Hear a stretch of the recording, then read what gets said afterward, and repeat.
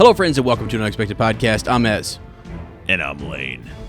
And today we're back with some major news, and we're talking Rings of Gloriness.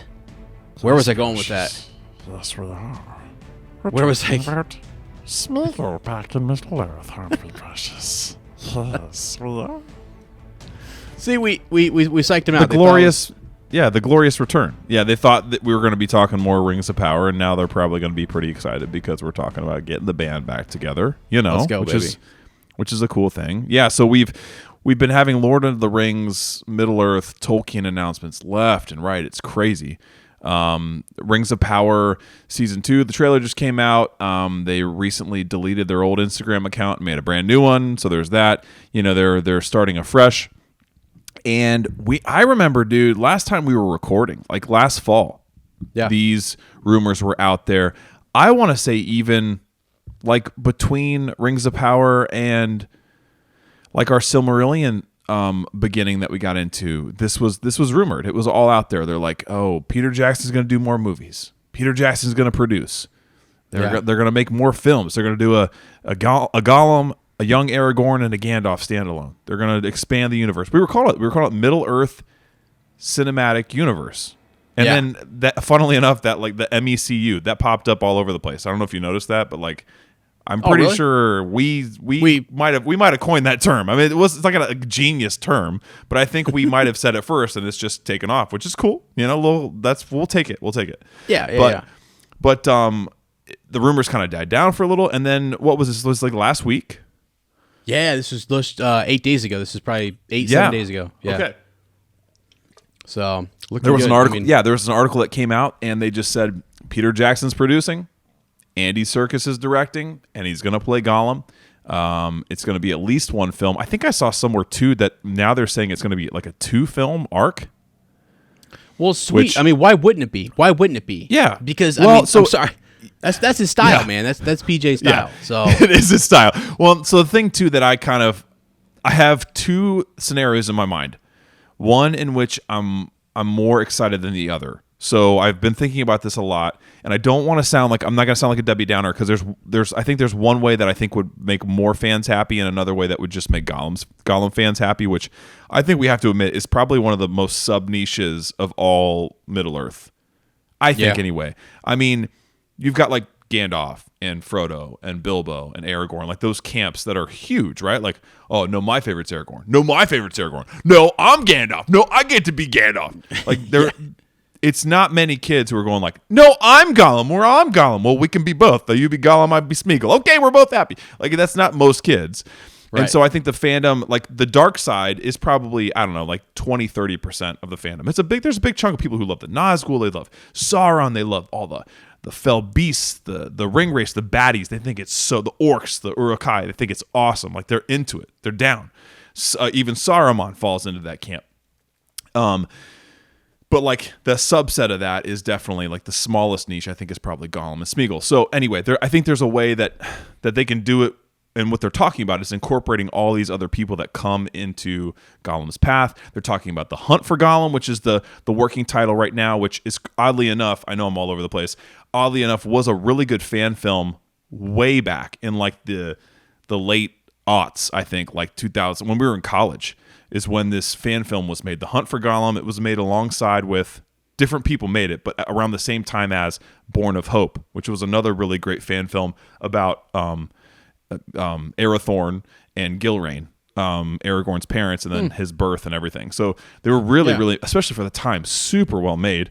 But I think there's even some kind of mention about how they had to like secure the rights for the title name or something, because even though it's like referred to in the Lord of the Rings as The Hunt for Gollum in like the book itself, I think that they had that fan film had used that title and like had some kind of, I don't know if they had to get like, say like, hey, here's a couple bucks, we're going to use it. Okay, no problem.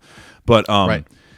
Yeah. So anyway, I think obviously that'll be a part of the film or the 2-film arc, but there's so many other things that they were talking about, the other characters that come across his path, other things that he could do where you could incorporate elves and dwarves and men and orcs and Shelob, and all these different things that we could explore through Middle Earth through like using almost Gollum as a vehicle. So the cool thing is this early stages, right? I think they're, what are they saying, 2026, so a year and a half, which again I'm thinking it would be the end of 2026, so more like 2.5 years.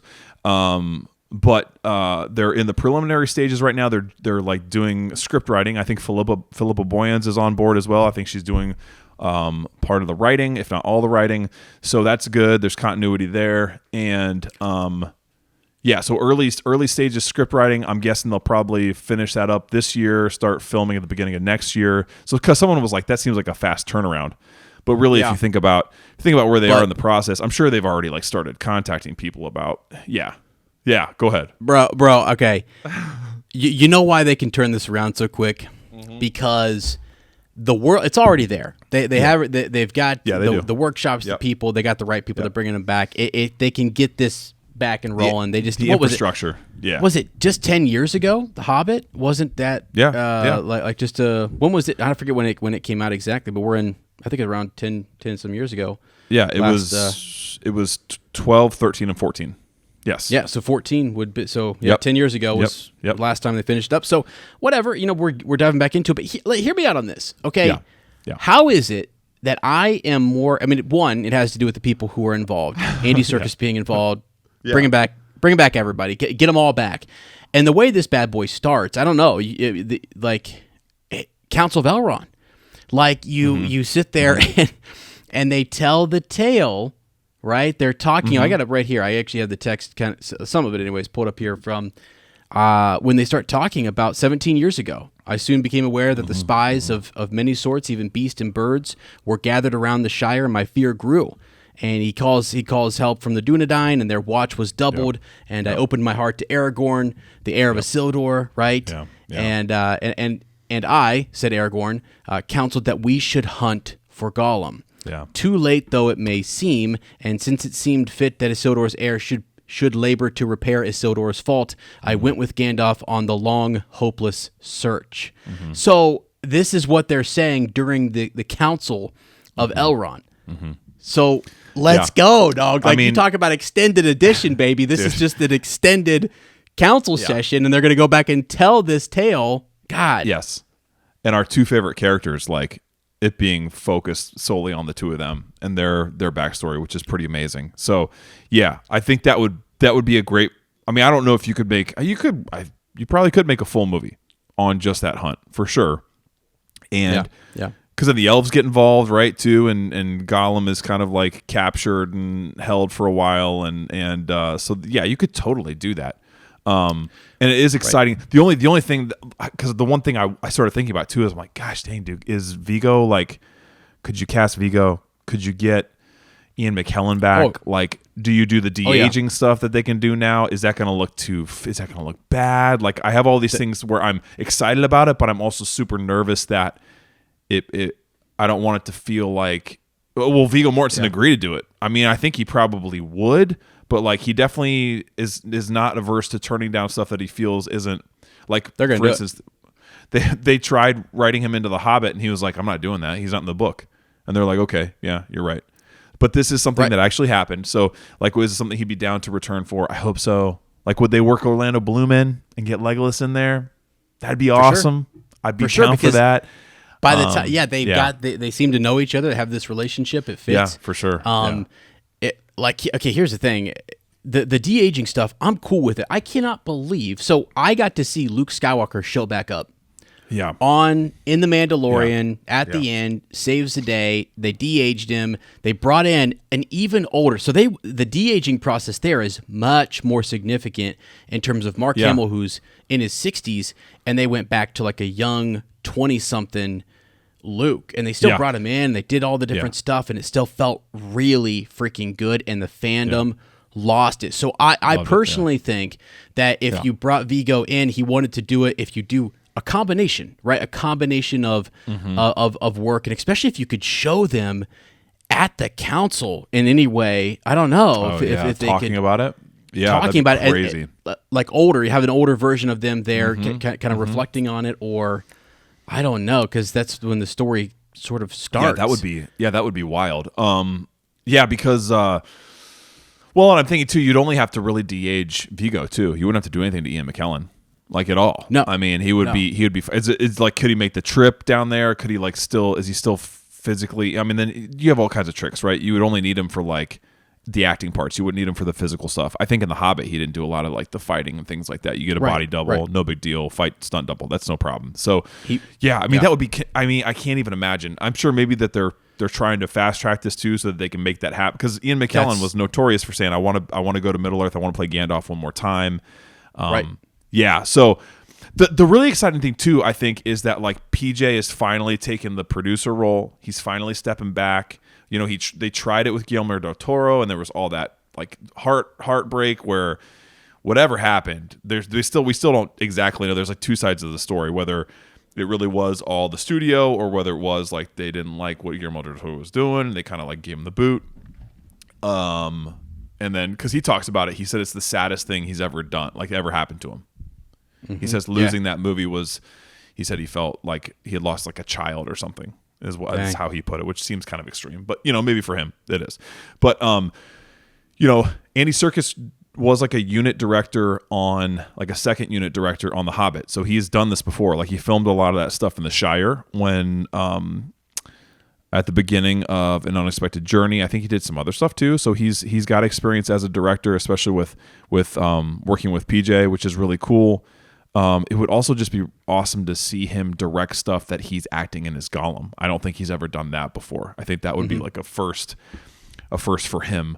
I mean, he's incredible, right? Like there's nothing the dude can do wrong. Like he's amazing. He might honestly be one of the most underrated actors in film and TV, like of all time. Like maybe of all time. Yeah, of all time. He should. Yeah, you can't rank him high enough in my book. I think he's so multi-talented, and he has so many different. He just brings so much. He brings so much energy and emotion to the screen. It's wild. And he feels like one of those old school, like old timey, like early film actors who like can play these crazy, outrageous parts. Like I still remember him in King Kong. In King Kong, he's not only did he do the motion capture for King Kong, but like he was that captain as well, or the cook on the ship or whatever. And like he was in Tintin with Peter Jackson as well. So he's done all these different. He's Caesar in Planet of the Apes movies. He's done so much stuff, and he's pushed that technology of motion capture being like actual acting as well, like bringing the both together. Before it wasn't even a thing. Like you had motion capture people, and then you had actors who brought those characters to life, and he like blended the two. So again, super exciting. The only thing that makes me nervous is if they lean way too heavy into the Gollum Smeagol stuff. Like, because my fear is it's going to be like the way I would be. I'm still going to go watch it. I'm still going to love it. Yeah. It's still going to be amazing, I think. I really feel like they're going to avoid the pitfalls that happened with The Hobbit. I don't think they're going to try to push any kind of crazy 3D or like wild technology or like using CGI when they could use more practical effects. I think they're going to return to that or blend it a little bit better. I think they will be very like aware of that. But my one fear is like it's going to feel like the what's the word? The prologue for Return of the King, just for like 3 hours. Like that's my one fear is like if we get too. Oh, okay. It's just like how Smeagol becomes Gollum. Like if it's too much of that, I'm just going to be like, oh my gosh, dude. Because I love Smeagol and Gollum, but I don't love him enough to sit there and watch mostly him for 3 hours. I really think he does best for me, and I think probably most fans, like when he's coupled with somebody else or he's interacting with somebody else. We can have his whole like inner debates with the Smeagol Gollum conversations. That's funny. That's great. It's again, it also like can make you pretty self-reflective and be like, wow, I have a Smeagol and a Gollum side too. Like this is almost kind of like painful to watch because everyone can relate to having an angel and a demon on your shoulder and all that stuff. But like, I hope they really do a good job of incorporating other characters and other places within the world. So yeah. So hear me out. Here's my major hope for this. Yeah. When I read this, and you think about the fact that this could be the last time maybe that we have a chance, and I don't know why they would not do it, to unite and bring back so many people. Okay. Yeah. On this hunt, Gandalf he'll go with Aragorn. He'll deviate. He'll go see Denethor, right? And he'll go you've got John Noble, who could be back in this bad boy. It goes to Gondor along the way. Yeah. And Aragorn continues the hunt. Okay, so as all of that goes down, you could bring all these different people back. You could actually, if you started with the council and you reflected on this in some way, you could have a reunion with the hobbits. You could have everybody there. You could, you could legit set that up, bring everybody back for a cool cameo, maybe in the beginning. And if this is a movie, right? I think they're doing a movie. Yes. Yes. Have them be a part of that, even for a small bit. It's a reunion for these people. I think they would love to come back and do that. And if you had Denethor in there, maybe Faramir, Sean Bean, bring him back. I mean, Jeezy Cow, dude. More Boromir. Back. Yeah. It's possible that they're out on a. We don't know. Like the details on that are, again, we just have. I'm trying to pull up again here the text. But yeah, it says that Gandalf turns aside and goes to Gondor. Aragorn continues the hunt by himself. In Gondor, Gandalf finds Isildur's scroll detailing the ring, and then he leaves.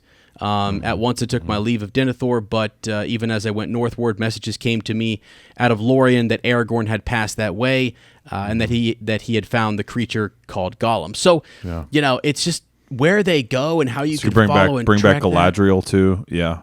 Dude, why not? Yeah. Why wouldn't you bring something that is an extended edition? Mm-hmm. That's what the extended edition. Really is it's like a deleted scene because we see that part. We see him go to the archives, and it's like, well, right before he just literally he left Aragorn. Exactly. I mean, that's something I think a lot of people who just watch the movies have no idea that's 17 years that takes place between, him. Gandalf saying keep it secret, keep it safe, and to the time that he comes back after they've been drinking at the dragon. So this would be a way to illuminate that. I love your idea too of it starting at the council and it being told in like flashback and like a tale. Arwen, Liv Tyler, bring her there's a pre-council sort of thing. Man, oh my God, for sure, you could totally do that. Yeah. The feels or they cut back and forth between Gandalf telling this and the council members being there around asking questions or you know maybe taking liberties with that a little bit. I don't know. It might be scary there. Anytime we say taking liberties, you could do it. You could do it a right way for sure. No, I like that idea a lot because then you tie it right back into the films too.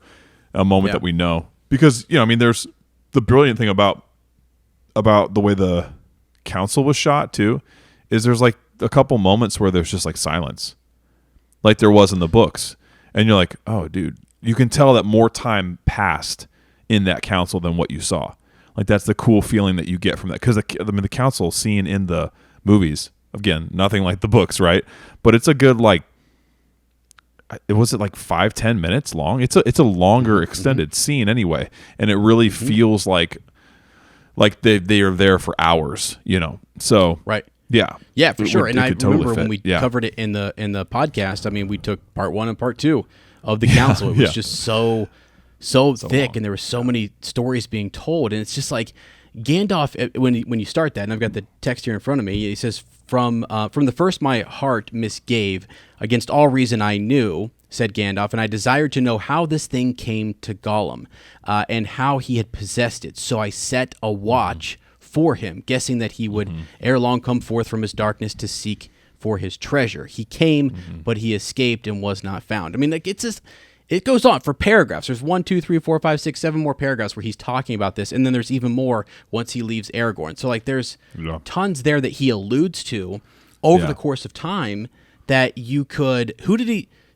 Originally setting up the watch. I mean, who's all watching? Like, what skirmishes do they get in along the way? What fights take place? What things were discovered? How does Gandalf talk to Aragorn and talk about Isildur and reference these various things, or reference the hobbits and Bilbo and Frodo? I mean, it's just it would bring back so many cool things. I know again, it's like gonna be heavily centered on Gollum and his whole.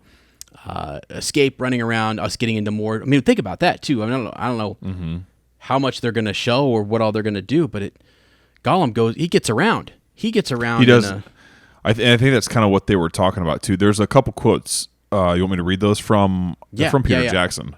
Yeah, so they're really, really good. This was actually, I think Fellowship of Fans posted this, and I want to say, I think Mike shared it in our long expected golf outing chat combo that we have. Yeah, that's the word. So he says, the Gollum Smeagol character has always fascinated me because Gollum reflects the worst of human nature, whilst his Smeagol side is arguably quite sympathetic. I think he connects with readers and film audiences alike because there's a little bit of both of them in all of us. We really want to explore his backstory and delve into those parts of his journey we didn't have time to cover in the earlier films. It's too soon to know who will cross his path, but suffice to say, we will take our lead from Professor Tolkien, so that's awesome. Then he's talking about Andy Serkis. He says, Andy was a joy to work with directing second unit on The Hobbit. He has the energy and imagination and, most importantly, an inherent understanding of the world of the story that is needed to step back into Middle-earth. We have collaborated on 8 films together, and each time it has been a fantastic experience. There's no one in this earth better equipped to tackle Gollum's story than Andy. So, yeah. Dang. Pretty cool. Well, Pretty I'm cool. telling you, man, this it opens up all these different things to bring us into this universe and to do really cool stuff. So Yeah. I'm extremely excited for it because there's potential to have the reunion, to bring back familiar faces and explore things that we've never explored before. And then from there, it paves the way to kind of go back and do prequel stuff. Go. I mean, we've got the War of the Rohirrim, right? They could expand this into their own little verse. And I mean, God dang, who knows what they could do with the Hobbits, what they could do. There's a lot of potential. I mean, honestly. I really hope So- they do it the way that you're thinking. Because that, to me, you explained that, dude, and now it's like, that would be such a cool way to do it, where you could... They would focus sell on those- out every theater it everywhere. wouldn't even be... And I think if you could get people to... Like the actors, if you could get them to buy into it in the same way they did Lord of the Rings, it would be... Dude, That even would if be you told, fascinating. I'm telling you, I know, and you can hear, like, oh my gosh, when Billy Boyd goes around and he talks about, he and Dom are talking about just the passion they had for their project, and they talk about the passion everybody else had for these things. We've interviewed some people who worked on those projects. It's like they legit, everyone loved and wanted to make this the most awesome thing, that they wanted to pour everything they had into it, and they all say it. They all have this surreal experience around it, and there's no reason to think that they wouldn't all want to come back and hey, let's go. Like, light the beacons, do it again, man. Jeez, it would be awesome.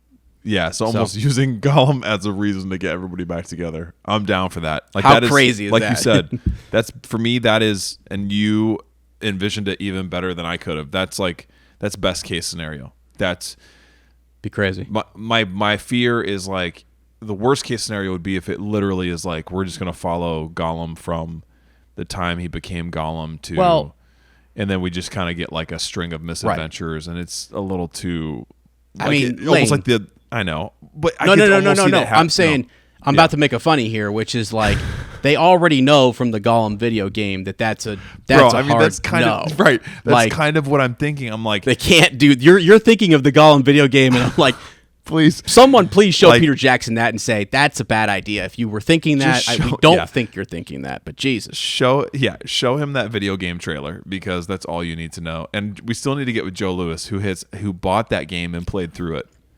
And I don't know if he's ever going to recover from it, honestly. But that's why we haven't seen him since.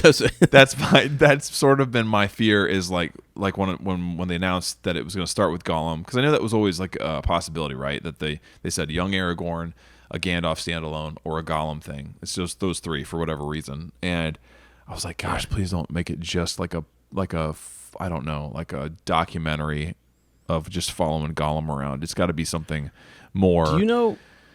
Yeah.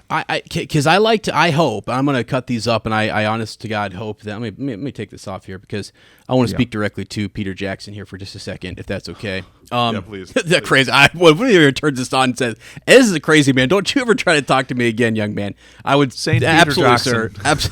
Absolutely. I will shut her down, man. Whatever you say, sir. But I just want to say quickly that I get all excited. I get way more. If you listen to the previous episode where we were talking about Rings of Power, I can't believe I'm saying it in the same breath as Peter Jackson. They ghosted this man, and I love him, and I don't. I'm just frustrated. They did ghost him. They ghosted him. Oh my God! This is we should title instead of this should just call this the Revenge of PJ. And anyway, I'm kidding. But if I could speak to him, I would just want to pitch these ideas about the council, as we just mentioned, and starting it there, bringing everybody back, all the reunion pieces. But you just mentioned, what about the idea? What if they ever want to do a young Aragorn? All you got to do is cast a young Aragorn next to old Aragorn in this movie. Yes. Right? And do this where they're reflecting, like he and Gandalf are out on the hunt. They're talking about, different times, or maybe he has a quick scene with Arwen and they both reflect on a time when they first met right before their council meeting. We do this flashback. I mean, it would be crazy to think we walk into the council and we get that extended scene, or before we do, everyone's in the Great Hall there kind of in Rivendell, and we get characters reflecting on younger versions of themselves, and these are the new people we're going to cast moving forward in their cinema, or in their this new. It's a genius way to do it. Yeah. I just think that would be. Because you could always say, no, that would be awesome. And you could always say, too, like, well, we meet Aragorn, Viggo Mortensen in The Lord of the Rings after this time period. Like when he was on the hunt for Gollum, he was younger. Well, here's him younger. So true. That would be true. Yeah, that's a way you could make it, I think, work for almost anyone. And you find someone who's close enough and can do the same kind of work that Martin Freeman was able to do with old Bilbo. I mean, I don't ever look at that and go, I don't believe it. I look at that and I'm like, how in the world did this happen? And they're in the same movie together. That first movie, we see old Bilbo, Ian Holm, and we see Martin Freeman, and it's a transition scene, like the smoke rings. We go up, absolutely, and then we go back in time and we come down, and it's like you don't even go, I don't buy it. You're like, oh my gosh, how is this possible? Yeah, it's awesome. So because Gandalf unites them and shows up there too. Yeah, and so the same could be true here. Yeah, the same could be true here. And like just the mannerisms and the way he kind of like he was like he tried to make allusions to Ian Holm without impersonating Ian Holm. It was just perfect. Mm-hmm. It was perfect. And he's just Martin Freeman's kind of like Bilbo anyway, just in real life. And so yeah. Perfect. So, I mean, for me and one of my favorite fandoms, I mean, Star Wars, you've got Ewan McGregor, who is the young version of Obi-Wan, and the young version of Alec Guinness. Right? Same thing. I don't ever even think like, dude, down to the voice, like down to the accent, like he feels like a younger version of Alec Guinness. It's crazy. Yes, that's perfect. Beloved, right. Yep. So I really hope that it kind of got me fired back up. I'm not going to lie, this whole news is like it's got me fired up more than anything. And then we've been talking about Rings of Power coming out into the summer. Yep. This podcast has got fun things brewing and behind the scenes that are coming. And then this news dropped, and like we're also nearing the end of the school year, buddy. I'm freaking hyped. Like I haven't been this pumped in a long time. Summer's also always a fun time because you kind of everything in Ohio gets green and it feels like the Shire, and it's a very like Middle Earthy kind of season. I don't know, like spring and summer eventually. Mostly, it feels just like you're back in the Shire, Middle Earth adventures. People start going on their own little quests and everything, and it evokes Tolkien for sure. Yeah. Feels good. But it does feel good. I'm really excited about this. I'm excited about that video game announcement too, how they're going to be doing video games that are finally releasing stuff that's more tied into like Weta and the cinematic universe. And so there's all kinds of cool stuff. And War of the Rohirrim that's coming up. What was the video game? I don't really I don't know all the details. I can't remember all the groups: Embracer, Vanbrace, Vanguard, Butt Cheese. Yeah, no, I can't remember all the different like media groups or whatever. But this is the one that I think has been working on trying to produce something in the past. I think Cam even talked about it with us long ago. Like they're working with Weta to try and make an immersive Lord of the Rings video game like franchise. Oh yeah. Like okay, got you. So, yeah. Right, because I do remember that. You're right. That's sort of an out there project that they're thinking about. That's a long goal. The more immediate one I was thinking about was the I thought you were talking about Tales of the Shire. I was like the the cozy game. Yeah, that's something that's out. Yeah, that's out too. That's another one that's because Lottie loves cozy. Rosie's yeah. All right, it's sweet. Yeah, and then we have War of the Rohirrim coming out in December, and we talked in the last episode about how the remastered 4K trilogy is coming out at the end of June. And then, dude, there's always this thing Peter Jackson's talked about. They have like over 100 hours of unused sequences and scenes and footage that are in the Warner Brothers or New Line or whatever mountain.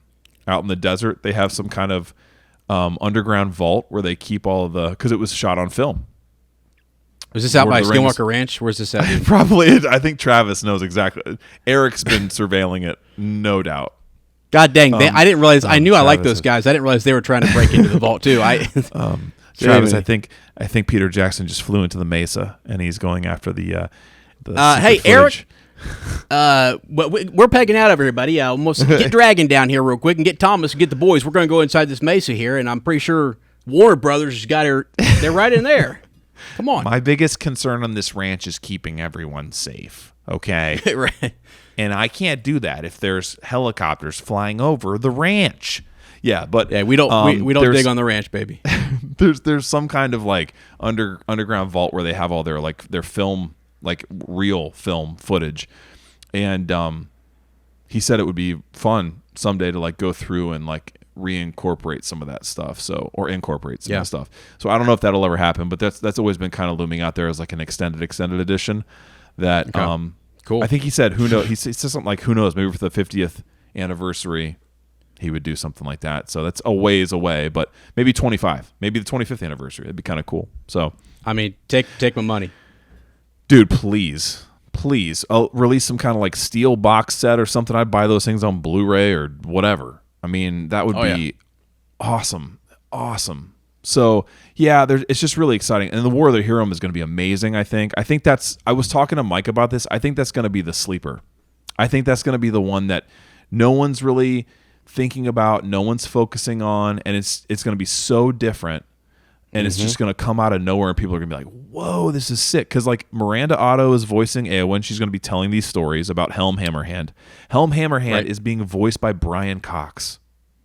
Yeah, that's cool. That's going to be incredible in and of itself. And we're going to get to see, like, literal warfare just outside of Edoras in the fields. And, like, that's December, right? That's in December, I think, like December 18th or something. So that's like going back to when the films were the original trilogy and even The Hobbit was released. That December holiday release. Yeah, so that's coming out. It was originally supposed to be May. It was supposed to be like right now. It was supposed to come out, but they pushed it back until December. I'm not exactly sure why, and I don't know if Howard Shore did the score for that or like what kind of music there'll be. Right. But I mean, that's something they've been working on for years. I think we started talking about that when we started talking about Rings of Power. Like it was something that they were kind of just starting to work on.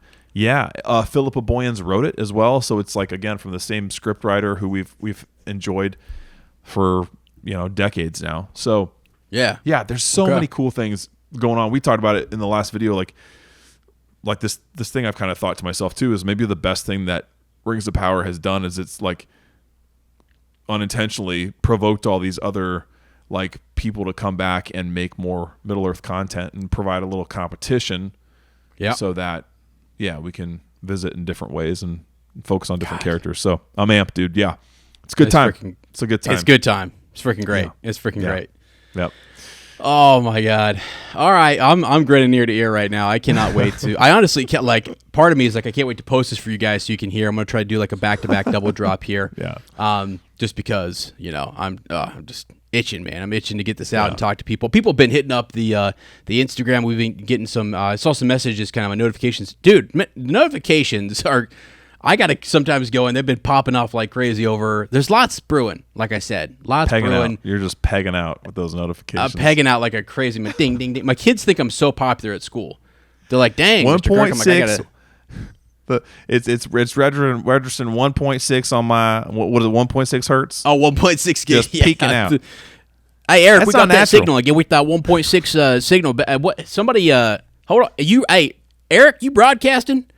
Eric, is that? Yes. I am not broadcasting, Travis. I am not. I freaking love that show. You know, I get on the uptalk. But here's something folks don't know. People who follow the podcast, every once in a while, like Lane is on the Instagram, and he's our guy. He's runs the ship. Freaking love it. I love all the different Every once in a while, Ez sneaks over to the Twitter, and do you know that I like Oak Island? I like all their Oak Island stuff, and I like Brandon Fugel's post. I like Brandon Fugel, and I like his post with Up Talking Tolkien. I just want him to see my podcast, and I think he is a Lord of the Rings guy. He looks like somebody who grew up with it. So yes, he does. Anyway, he also. I was asking him, like, dude, the real secret of Skinwalker Ranch has Brandon ever worn a T-shirt? And you said the day you see him in one is the day you know it's not him. He's been replaced. He's been replaced by, he's a skinwalker. He's a skinwalker if he's wearing a T-shirt. I can't even. Dude, the other day that show. So this will be an appendices over the summer. I'll come down and we'll get the Hobbit juice flowing again, because I watched so many things concerning so many conspiracies, you guys, and I just love it. And there's so much, man. There's so much. I don't even want to start, because everything you just mentioned there, Fugel, all the different stuff, Oak Island, the moon, God, PJ getting ghosted. It all is connected, actually, to be honest with you. It's a big ring. It just connects. Goes on forever. People getting replaced. I mean, it's just seriously, it's all connected. I'll tell you about it later. Okay. Love you guys. Oh, dang, bro. Freaking love you guys. Yeah, we love and you guys. We're pumped. We hope you guys are amped as well. And I feel like, last time we were kind of making a joke there at the end of the last episode. We always try to end those shows appropriately. But on this one, I think, you'd have to end it with Smeagol lives. Yeah, baby. Something like that, right? Gollum ain't gone. Smeagol lives. Smeagol's back, baby. Precious, yes, I am.